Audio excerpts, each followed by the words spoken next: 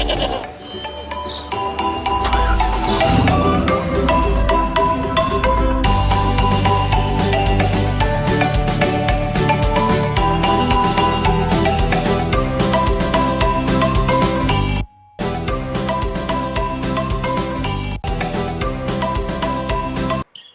there are a number of things that I think are going to be very important for getting innovations to market.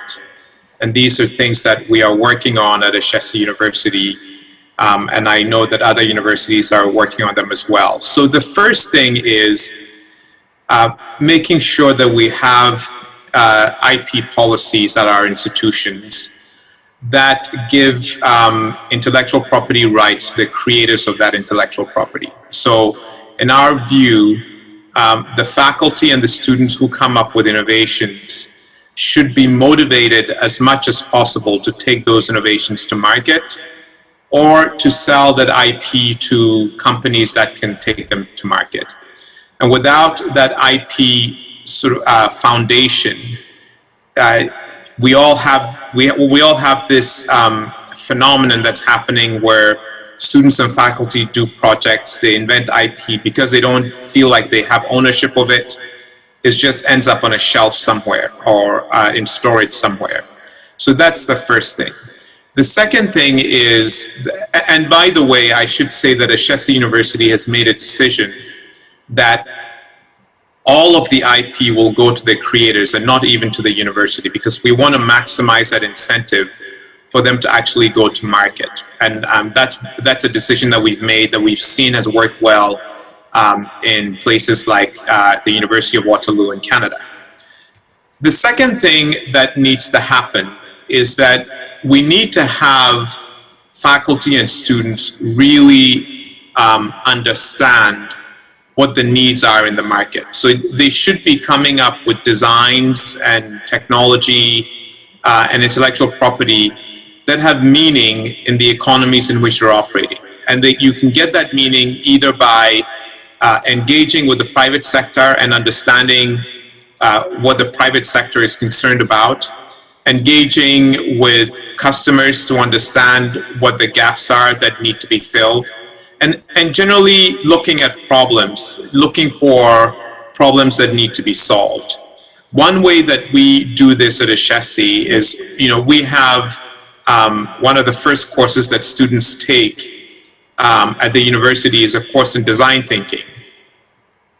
And one of the first projects they do in that course is something we call a problem festival.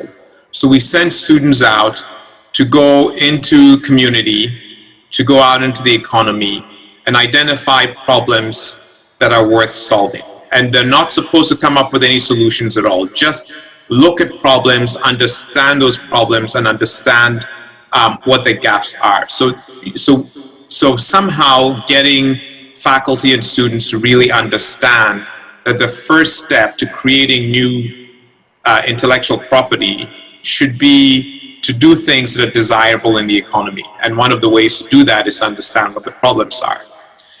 The second thing we do is that we have actually what we call an entrepreneurship ecosystem at the university. So, and by that we mean that there's a set of courses that students take, of course, in entrepreneurship and business fundamentals and so on, and technology.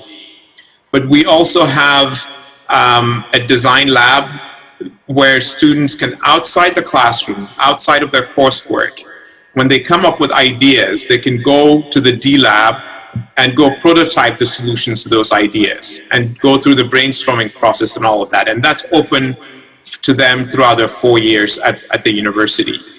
We've set up a venture fund that supports that work in the D lab.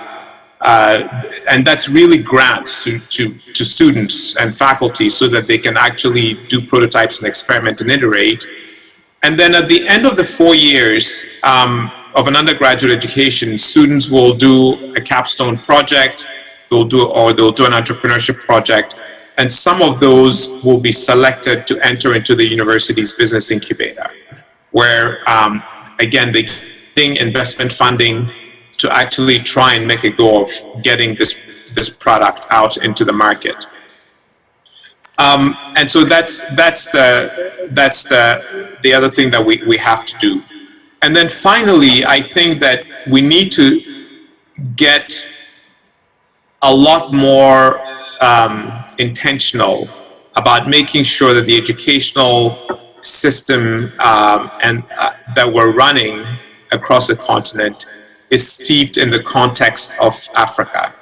And that requires, of course, that faculty are doing case studies using African companies and corporations, that we're developing content for textbooks and e-textbooks and so on, case studies, that really get students to focus on what is needed here, and what the problems are here. And I think if we do all of this, then we will be able to first get the human capital that will solve problems and be innovative, but also that we actually get these innovations and intellectual property actually developed that can be deployed into the economy.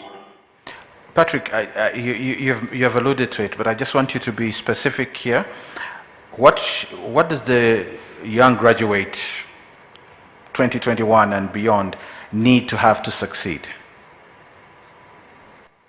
Well, that's a very good question. They need a whole lot, right? So usually when we think about education, a lot of universities and schools think about academic content in some specific field that students have to know.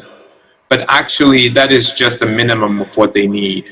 What we really need is we need a mindset, and we need a set of attributes and characteristics that students need to have outside of their field of study. So things like having an entrepreneurial spirit really is about having courage. It's about having courage to take risks. It's about having courage to question the status quo, to come up with a new idea, and to actually try to implement that idea and persist through the difficulty of implementing that idea. It requires integrity and a level of ethics and commitment. And I say integrity sort of in the fullest meaning of the word. It's of course about not being corruptible and so on, and being honest, but it's also about really being committed to delivering what you promise to do, right? It requires powerful communication skills. It requires the ability to work well with other people and in teams, so interpersonal skills. And it requires a curiosity to sort of explore. So there are these things that we tend to call soft skills that students need to have, and that universities should make it their business actually nurture in students before they graduate, so that they can be very productive when they get out into the world of work. Patrick, thank you very much. From Kampala, it's goodbye to you in Accra. Thank you for joining us this evening. It's a pleasure. Thank you.